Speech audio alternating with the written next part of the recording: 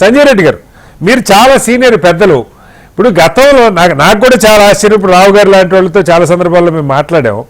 అసలు ఎన్నికల సంఘం 10 ఏళ్లకు ఒకసారి మదర్ రోల్ అని చెప్పి ఇల్లు తిరిగి ఎవరున్నారు, ఎవరు అక్కడి నుంచి వెళ్ళిపోయారు, ఎవరు చనిపోయారు, నియోజకవర్గం ఇవి మదర్ రోల్ అని తయారు చేసేవాళ్ళు. అసలు గత కొన్ని దశాబ్దాలుగా అది అసలు ఆ ఎక్సైజ్ లేకపోవటం వల్లే ఈ 20 లక్షలు 30 లక్షలు చచ్చిపోయిన వాళ్ళు అయ్యి, వెళ్ళిపోయిన వాళ్ళు అయ్యి, లేకపోతే డూప్లికేట్లు ఎన్ని వస్తాను, ఎందుకు చేయట్లేదు అసలు? మీరు మీ అనుభవం మీరు చూస్తుంటారు కదా. ఇప్పుడు శ్రీనివాస్ గారు మీరు చెప్పింది కరెక్ట్. 20-30 ఏళ్ల క్రితం ఆ పరిస్థితి ఉండేది. ఇంటింటికి వచ్చి రాసుకునే వాళ్ళు, ఎవరైనా చనిపోతే డెత్లు ఉంటే ఒమిట్ చేసుకుని టిక్ కొట్టుకుని వెళ్ళేవాళ్ళు, కొత్త ఉంటే చేర్చుకునేవాళ్ళు. ఆ పరిస్థితి వాళ్ళు లేదండి. 20-30 ఏళ్ల నుంచి కూడా ఓటర్ లిస్టు వీళ్ళు ఎవడో కూడా చదివింది కానీ కరెక్ట్ చేసింది కానీ ఎక్కడా లేదు. కాకపోతే నారాయణమూర్తి గారు ఏంటంటే కన్వీనియంట్ గా చెప్పుకున్నాడు, కాంగ్రెస్ పార్టీ ఏదో దోహం చేసిందంట రాష్ట్రానికి, ఏదో చెప్తున్నాడు ఆయన. మరి మీరేం ఉన్నాడు చర్చ ఇప్పుడు వద్దులేండి. ఎవరు ద్రోహం చేశారు ఎవరు చేయలేదు జనం తెలుస్తారు కానీ అన్నాడు కదా. ఆయన అన్నాడు రవికుమార్ గారు సంజయ్ రెడ్డి గారు చెప్పండి. చెప్పండి సంజయ్ రెడ్డి గారు. మనం మాట్లాడుకోవటం కాదు, ప్రజలకు తెలియాలి, ప్రజలు ఏమనుకుంటున్నారో మనం చెప్పాలి.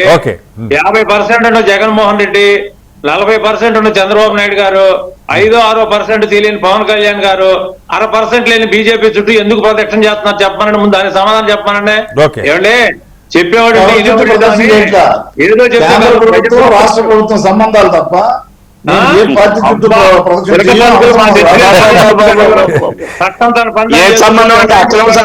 సక్రమ సంబంధమా నారాయణమూర్తి గారు? ఆ మాట ఎవరైనా చెప్తారు?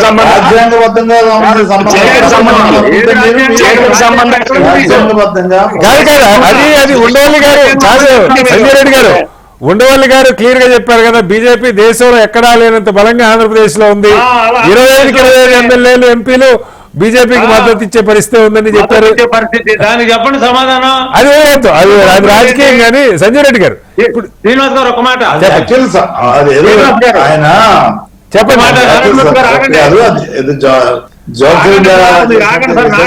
మీరే మాట్లాడితే ఎట్లా? చెప్పండి సంజయ్ రెడ్డి గారు, మీరు చెప్పండి. ఇప్పుడు ఒక విషయం అండి, నారాయణమూర్తి గారైనా, నేనైనా, రవికుమార్ గారైనా, పవన్ కళ్యాణ్ ఎవరైనా ఫ్రీ అండ్ ఫెయిర్ ఎలక్షన్ కోరుకుంటాం. అది కావాలని అడుగుతున్నాం మేము. మరి 5 సంవత్సరాల నుంచి అధికారంలో ఉండి మరి ఏం చేశారు మీరు? మరి సరి చేయకుండా సరి చేస్తే చక్కగా పెట్టే పనిగా ఓట్లు. మీ పెద్దిరెడ్డి అన్నమాట అబద్ధమా? ఇవాళ సజ్జల రామకృష్ణారెడ్డి 1,00,000 ఓట్లు అంగన్వాడీలు మీకు అవసరం లేదని అన్నమాట అబద్ధమా?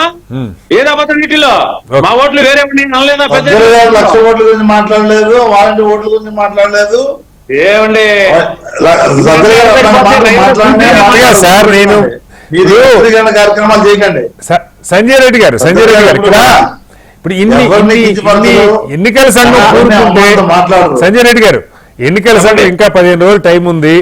సరే, మనం ఉట్టిగా వాళ్ళు ఏమీ చేయలేదు అనే దానికంటే ఇప్పుడు పూనుకున్న కలెక్టర్లకి కేంద్ర ఎన్నికల అధికారి నేననేది అదే. నేను కూడా ఇప్పటికైనా చేయండి. 10 రోజులు వెనకెళ్తుంది నోటిఫికేషన్. ఏమైంది? సో మీ వాళ్ళ కాంగ్రెస్ నాయకులు కూడా కలిసి ఉంటారు. ఏంటి మీ డిమాండ్ కూడా అదేనా? దీన్ని మా డిమాండ్ కూడా అదేనండి. ఫ్రీ అండ్ ఫెయిర్ ఎలక్షన్ జరగాలి, పక్షపాతం లేకుండా ఎలక్షన్ జరగాలి. దొంగోట్లు ఇవన్నీ కూడా డబుల్ ఎంట్రీస్ అన్ని పక్కన పెట్టాలి. ఆ శక్తి ఎన్నికల కమిషన్ ఉందా అని అడిగా మేము కూడా. అదే ఓకే. ఒకసారి వీరావు గారు, ఇక్కడ టెక్నాలజీ ఇప్పుడు మనం ఈ అందరికీ ఫోటో ఓటర్ ఐడెంటిటీ కార్డులు వచ్చేసినాయి. చాలా చోట్ల ఆధార్తో లింక్ కూడా చేస్తున్నాయి ఓట్లు. నాకు తెలిసి ఆధార్తో లింక్ కూడా ఒక రకంగా ఎన్ఫోర్స్ చేస్తా ఉన్నారు, ఖచ్చితంగా చేసుకోవాల్సిందే, ఓటు ఆధార్తో లింక్ చేసుకోవాలని. ఆధార్ యూనిక్ ఐడి ఒకటి ఉన్నది, ఇంకోటి ఉండడానికి లేదు. ఇంత టెక్నాలజీ ఉంటే అది బిఎల్ఓ స్థాయిలో చేస్తారా, లేదు నియోజకవర్గ స్థాయిలో చేస్తారా? సిస్టమ్ ముందు కూర్చొని ఆ డూప్లికేట్లు వేరేయటము, లేకపోతే ఇంకొకటి డెత్లు ఆల్రెడీ మనం ఓటర్ లిస్ట్లో చూస్తే, ఇప్పుడు ఇందాక రవికుమార్ గారు చెప్పారు, ఓటర్ లిస్ట్ కొనుక్కుంటే దాని మీద ముద్రలు వేస్తుండే, కనీసం అవి తీరు కూడా తీరు. వీడు చచ్చిపోయాడు, వీడు వెళ్ళిపోయాడు అని చెప్పి ఆ ఓటు రిమూవ్డ్, ఎక్స్పెల్డ్ ఇవి ఈ ముద్రలు వేస్తుంటాయి, కానీ ఆ లిస్టులోంచి వాటిని తీరు కూడా తీరు. ఇది అందరికీ ఎన్నికలతో అనుభవం ఉన్న ప్రతి ఒక్కరికి ఎక్స్పీరియన్స్. ఇప్పటికైనా ఎందుకు వాటిని కనీసం అంటే కొత్తగా చేర్చడం ఆన్లైన్లో ఇస్తూ ఉన్నారు, చనిపోయిన కంప్లైంట్లు ఎలాగో పెడతారు. బిఎల్ఓ స్థాయిలో 1000 ఓట్లు నియోజకవర్గంలో ఫిజికల్ వెరిఫికేషన్గా 200 ఇళ్ళు 300 ఇళ్ళు ఎంతసేపు తిరగాలి, ఎంతసేపు చేయాలి సార్ వీరరావు గారు? ఇప్పుడు నేను ఒక ఉదాహరణ శ్రీనివాస్ గారు చాలా చాలా చాలా కీలకమైన ప్రశ్న మీరు అడిగారు. ఎస్ ఇది చిత్తశుద్ధితో సంబంధించినటువంటి విషయం. నేను ఒక చిన్న ఎగ్జాంపుల్ చెప్తాను. చెప్పండి. 2000 ఎన్నికల్లో మీకు బాగా తెలుసు, నేను ఎన్నికల నిఘా వ్యక్తులు నేను కేజీరావు గారు ఆంధ్రప్రదేశ్ రాష్ట్రం అంతా కూడా ఆ రోజు మేము తిరిగాం. 23 జిల్లాలు తిరిగినప్పుడు మేము ఒక బెల్ట్ షాపుల విషయంలో ఈ రాష్ట్రంలో 50,000 బెల్ట్ షాపులు ఉన్నాయి అని చెప్పి ఒక కంప్లైంట్ వెళ్ళింది అపోజిషన్ పార్టీ నుండి. ఇంకా అప్పుడు గోపాల్ స్వామి గారు అక్కడ కూర్చున్నారు చీఫ్ ఎలక్షన్ కమిషనర్ గా. ఆ రోజు మమ్మల్ని మేము ఇక్కడ మాకు కేజీరావు గారికి నాకు ఇద్దరికి ఒక అబ్జర్వర్ స్టేటస్ లాగా ఇచ్చారు వాలంటీర్ సంస్థ తరఫున. మేము వెళ్ళినప్పుడు మమ్మల్ని ఒక ఈ నివేదిక మా రిపోర్ట్ మాకు పంపి మీ అభిప్రాయం చెప్పమన్నప్పుడు నేను ఒక ఆర్టీఐ అప్లికేషన్ గతంలో ఫైల్ చేసింది నేను ఇచ్చాను ఆయనకి. ఏంటంటే ఈ రాష్ట్రంలో 55,360 బెల్ట్ లైసెన్స్డ్ మద్యం దుకాణాలు మాత్రమే ఉన్నాయి. ఈ 50,000 అనేది ఇది వాస్తవంగా ఇది అక్రమంగా జరుగుతుందని చెప్పి ఇచ్చినప్పుడు అక్కడ కూర్చున్నటువంటి ఆఫీసరు ఒక డైరెక్షన్ ఇచ్చాడు. అక్కడ ఉన్న 23 జిల్లాల అధికారులకు, కలెక్టర్లకు, అక్కడ ఉన్నటువంటి ఐపీఎస్ ఆఫీసర్లకు ఇచ్చిన తర్వాత 4 రోజుల్లో జిల్లాకి 200 కేసెస్ చొప్పున ఫైల్ చేస్తే 50,000 బెల్ట్ షాపుల నుంచి మటమామైనటువంటి పరిస్థితి మనం చూసాం. అది ఎలక్షన్ కమిషన్ పవర్. ఇప్పుడు ఆ చిత్తశుద్ధి, ఆ పవర్ ఎగ్జిక్యూషన్ అనేది లోపించిందని నేను చెప్పదలుచుకున్నాను. దానికి కారణము ఓన్లీ అక్కడ ఉన్న ఆఫీసర్సే కాదండి.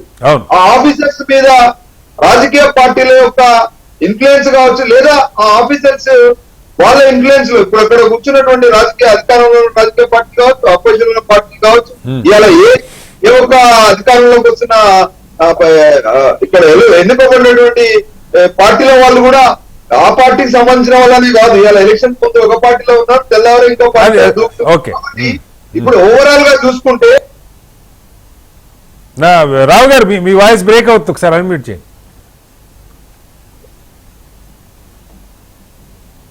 రావు గారు మాట్లాడండి. రాజకీయ పార్టీలకు లేకపోవడం అంటే ఓటరును ఎన్రోల్ చేసుకునే విషయంలో ఫేర్ అండ్ ఫ్రీగా ఉండాలనేటువంటి ఒక కమిట్మెంట్ అధికారంలో ఉన్న పార్టీలు కావచ్చు, అపోజిషన్ ఉన్న పార్టీలు కావచ్చు, లేదా అక్కడ కూర్చున్న అధికారులకు కావచ్చు, వాళ్ళకి లేకపోవడం అది ప్రధాన కారణం. అది ఇప్పుడు ఇలా మీరు చంద్రబాబు నాయుడు గారు వెళ్తున్నారు ఢిల్లీకి, తర్వాత పవన్ కళ్యాణ్ గారు వెళ్ళారు.